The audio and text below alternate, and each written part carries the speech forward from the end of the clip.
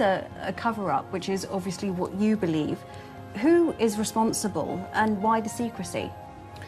Well, the cover-up goes back really to, I would say, towards the end of the Second World War. Because, you know, people have heard about the so-called Foo Fighters, which appeared during the war to the Axis pilots, to US Army Air Forces, Royal Air Force, German, Japanese, often described as fuzzy blobs. But in fact, there were sightings of enormous craft, such as the one in my book, which was a giant object seen by the entire crew of a Lancaster bomber, which all affected them at the time. And that information has never been released officially. Okay, so very briefly, do you think the UK is in a cover-up? Definitely. So it's most not just definitely.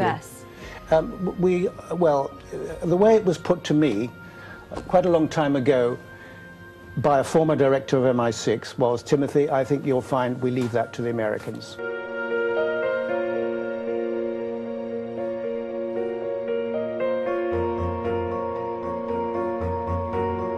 If you get questions about your sources, you have to be very careful, and sometimes you actually have to throw in the odd red herring. The way it was put to me quite a long time ago by a former director of MI6 was, Timothy, I think you'll find we leave that to the Americans.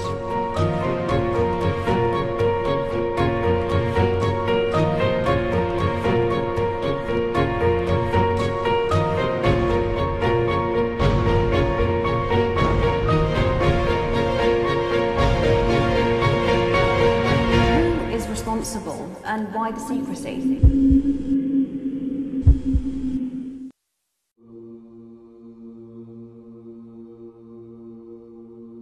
A las 7, a la misma altura. Hay unas nubes ahí, se debe de ver esto. I mean, there is certainly a body of people who believe that many of the cutting-edge scientific discoveries that we've seen in recent decades actually came from the UFO that crashed at Roswell. And there are many people who believe that this technology is gradually being seeded out through, of course, predominantly American companies to get the technology out there, but to make sure America maintains the advantage. Just to bring it back to the subject, Dr. Edgar Mitchell said that absolutely Roswell did happen. Yes. And he should know. He's been on the moon and 3 Apollo missions. Well, yes. I mean, that is interesting. And, of course, it's not just Edgar Mitchell. Recently, there's been a lot of so-called deathbed testimony from the last few people who were actually there when Roswell happened in July of 1947, including Walter Haut, the public relations officer at the Army base. And he, in a signed affidavit that came out recently, said yes, it was real, there was a crashed spaceship, there were aliens. Is there anyone awake here? Is there anyone who shares? Is there anyone alive here? Philip Corso, who wrote The Day After Roswell, I mean, what's your take on him? Yeah, Lieutenant Colonel Philip Corso, I never met him, but I found a lot of his testimony credible. Unfortunately, the book was edited by William Burns, who injected a few slight inaccuracies in it, and I know that Corso himself was not happy about that because he told a friend of mine. For example, he said, Corso, that they actually waited until American, the industrial corporations were actually beginning to get a handle on some of these advanced technologies before passing over the materials that had been recovered from Roswell and perhaps elsewhere. So that was one of the most important things he wanted to put across. I know many people have said that, oh, we found that he wasn't on the National Security Council. Well, he wasn't on the National Security Council, but I've got his military records, and they show that he was on the National Security Council's intelligence staff. Right. For quite a few years as an intelligence officer, and he was involved with a special coordinations board which dealt with some of the most sensitive clandestine operations mounted by the United States government. So you know, he did have a very, very good intelligence background. Is there anyone aware here? Before Roswell, I mean, you speak about kind of aircraft crashes Yes. In the 40s. Yes. Now, this is, I think, one of the main reasons for the cover-up. One of them, certainly at that time, for heaven's sakes, was that when the Americans, with the German scientists headed by Werner von Braun at White Sands Proving Ground, started test launching the captured Nazi V-2 rockets, the UFOs increased their surveillance, and they started buzzing the rockets, and in several cases causing them actually to crash or come down to Earth prematurely. And one of these instances was actually officially confirmed in a local newspaper, which I've reproduced in the book. And the director of the White Sands missile base says that unexplained phenomena were responsible for bringing down the rocket. Now, what happened then was the Americans renewed their effort to try and get one of these craft or more down for evaluation.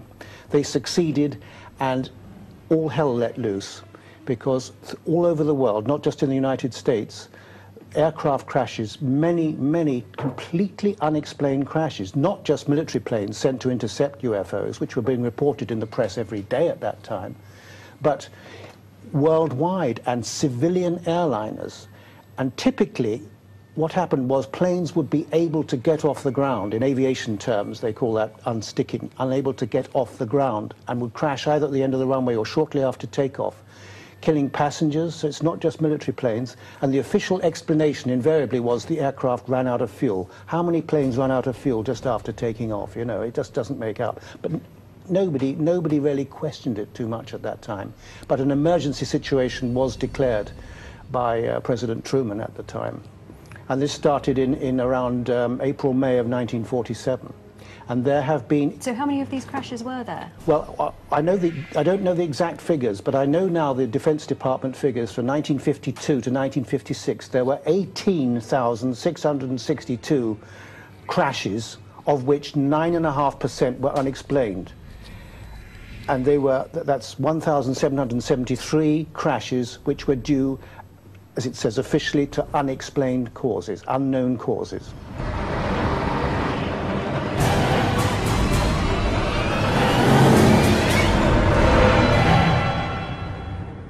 I know from my own sources that quite a number of solid craft have been recovered. I know that communications have been established since the early 1940s with select individuals in the military and intelligence community, very occasionally within governments, such as a few presidents have had contact. So the proof is all there. As to evidence, there is excellent evidence that we have in the civilian world of actual craft. I've produced color photographs of an apparent alien in my last book, Unearthly Disclosure, photographs taken in Italy in 1993, which I'm convinced are absolutely genuine. But you didn't see the real thing? I didn't see the real thing. Oops. But because it could be slightly paper mache. Sorry, my ear thing. It could be, but I hired a forensic scientist who works for the police on imagery to study the photographs, which were Polaroids, and I made copies from the original, examined the originals myself. And furthermore, the witness had, on one occasion, a close-up sighting encounter with this creature when it was photographed.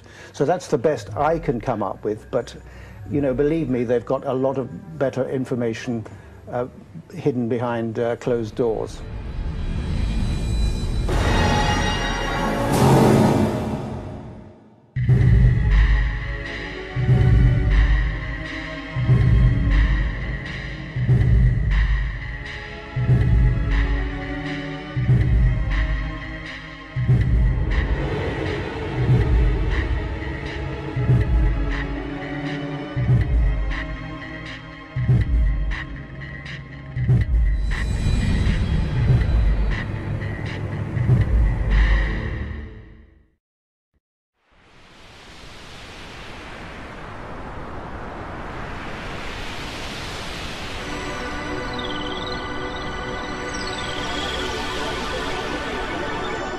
You know, one of my friends, and the chap who actually wrote the foreword to my latest book, Bill Gunston, is arguably the world's leading aviation historian, and he is convinced that there's no way the Germans could have produced advanced circular flying craft during World War II. They were certainly testing circular flying machines, but there's no way they could have been responsible for all the Foo Fighter sightings and sightings of much larger objects. Had the Germans been responsible, they would have won the war. Right, but do you think the Germans at that point perhaps had contact with the extraterrestrials as well? No, I've heard this rumour. I don't discount it. I think later on, certainly, there was contact established with German scientists, particularly those working on the United States space program. But as to earlier than that, I very much doubt it. And I think a lot of material has come out via Nazi propagandists about Hitler escaping to South America and, you know, with fleets of flying saucers and with a base in Antarctica and so forth.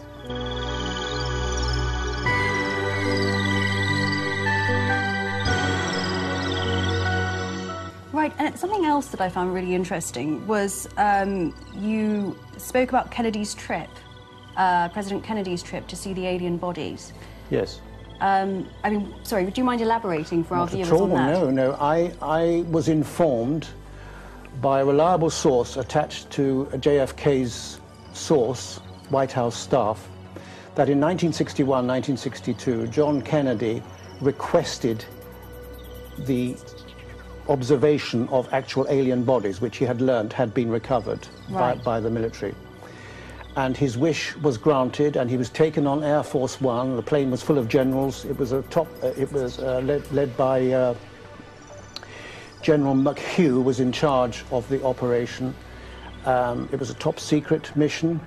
Kennedy saw the bodies. He was taken to Tyndall Air Force Base in Florida, and the bodies were located at a special medical facility at that site. I mean, do you think that had something to do with his assassination? I don't know, but there are several pointers that might indicate some truth to that rumour.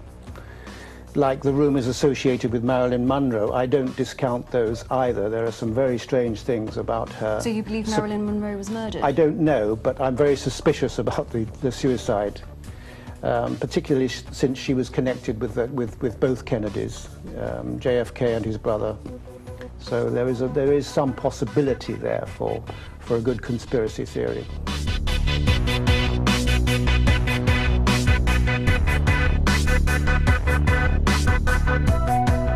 My information is that there are some highly advanced craft, some of them spacecraft, which certainly the Americans and maybe one or two other governments, I don't know yet, but certainly the Americans are flying, and I think they've been in service for quite some time. And of course this gives rise to all sorts of questions about unidentified flying objects. Just how many of the above top secret craft that the Americans have are normally seen in you know, unrestricted areas is very questionable, but I think some sightings must relate to that. Now, as to what type of technology is involved, I believe it involves anti-gravity and highly sophisticated means of transport. In 1993, Ben Rich, who headed the Skunk Works, Lockheed Martin's Skunk Works, which developed the stealth F-117 plane, said, in the presence of two friends of mine at the University of California, that we have the technology now to go to the stars. He confirmed this, but he also said that all this is hidden in above top secret black budget programs, and he said it would take an act of God to bring this out into the civilian world for the benefit of humanity.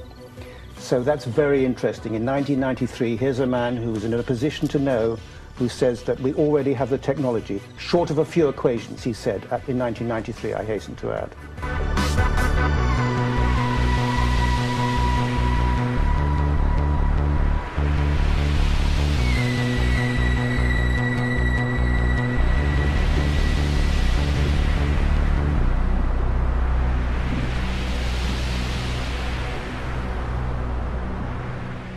Now, the sketch beneath this photograph of a Japan Airlines cargo plane was made by the pilot of this Jumbo 747.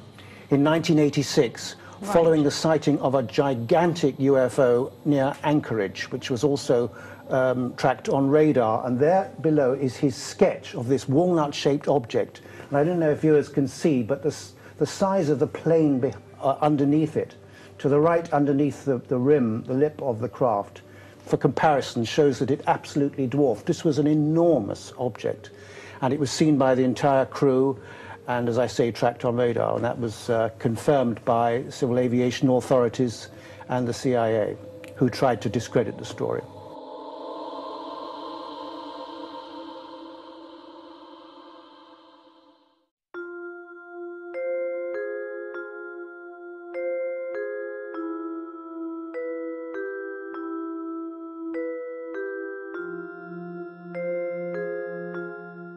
You have a number of sources which you keep referring to.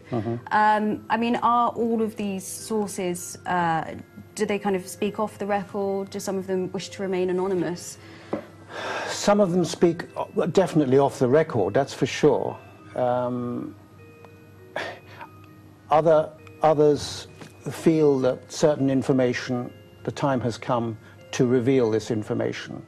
And I'm not the only reporter, if you like. I'm a professional writer of books, not a journalist as such, though I have written articles for newspaper, but I hold a press card. And I know that a number of very distinguished journalists in the United States, for example, have been given some of the basics of this information, so that it's not as if we're all going to be completely unprepared. But it's not just in the United States, by the way, where I have acquired information. So where else in the world have you acquired this information? Well, I'd rather not say, actually, but okay. certain countries.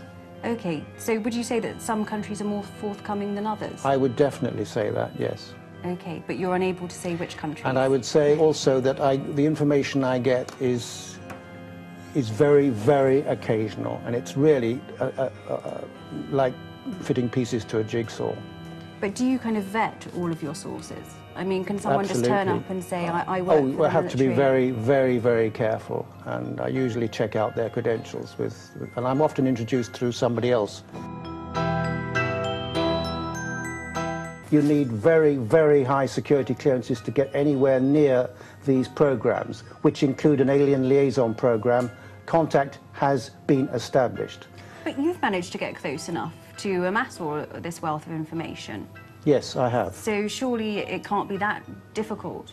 I mean, you've been... No, and it's not just military and scientific intelligence personnel who've had contact. People from all walks of life, and I hasten to emphasize that. All walks of life, not just farmers in the outback, have had communications with extraterrestrials. I would say tens of thousands. Take 1954, for example, Air Marshal Sir Peter Horsley. He was Deputy Chief of Strike Command with his finger on the nuclear trigger at the time. He was an equerry, a military attaché for the Queen and the Duke of Edinburgh for 7 years at Buckingham Palace when this event happened to him. Now, first of all, he actually, at some time in the 50s, was working in the Ministry of Defense Operations Room, dealing with UFOs and collaborating with the Americans, and he could never get near their top secrets. But he claims to have had a 2-hour meeting with an extraterrestrial human being in the middle of London, arranged for him via a British Army general. Fabulous. And I spoke to him at great length about that, and I'm convinced he was telling the truth. And one of the most disturbing things he found during that encounter was that this alien knew all Britain's top secret nuclear secrets and knew everything that was in Sir Peter's mind.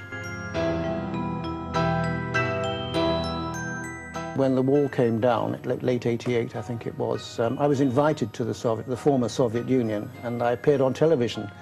And they were very, very open about the subject. I was talking about all sorts of things for at least a half an hour on a live program in St. Petersburg. It's very interesting. In 1977, this is not generally known, that a 10 to 12-year top-secret program to investigate UFOs by the military was established by President Andropov. this was initiated in 1977 by President Yuri Andropov, who used to be, for much longer than he was president, head of the KGB. That's the Soviet CIA. And he initiated this program because the military was getting gravely concerned about the intrusion of UFOs, and 4 million soldiers were involved throughout the territories of the Soviet Union to investigate. They were told to look for them, to take down details of any reports and so forth and pass it up the line. And it was classified top secret code word. Top secret Institute 22 was the additional code word to that program. Top secret with 4 million people involved. 4 million soldiers, and the information did not come out until about 10 years ago.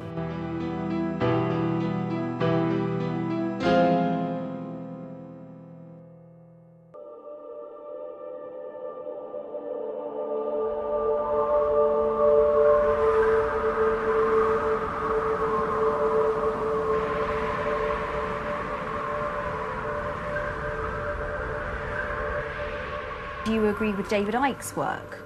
I don't think so. Does he write about UFOs? I don't think so. Yeah, he writes about UFOs and reptilians. Oh, reptilian aliens. I find it very hard to take that seriously, I have to say. So you do believe in aliens, but not reptilian aliens? There have been a few sightings of aliens with reptilian-type skin, yes. But as to aliens inhabiting human bodies, I don't buy it. Okay. I have no evidence for it. I've never learnt that myself from my own investigations. So what's your opinion on chemtrails? Well, I have to say, I've no doubt that chemicals have been sprayed for various purposes at various times, but to the great height involved to spray chemicals from aircraft at thousands of feet up, 30,000 feet or more, is absurd, because the particles would dissipate. There's absolutely no way they can target anything like that. So I'm totally unconvinced by that, I'm afraid. What about alien abduction? Definitely, people have been abducted. That's the bottom line. Probably tens of thousands of people, maybe millions. I don't know the figure. We know that, just like UFOs, the majority can be explained. There are an awful lot of wannabes in the abduction field.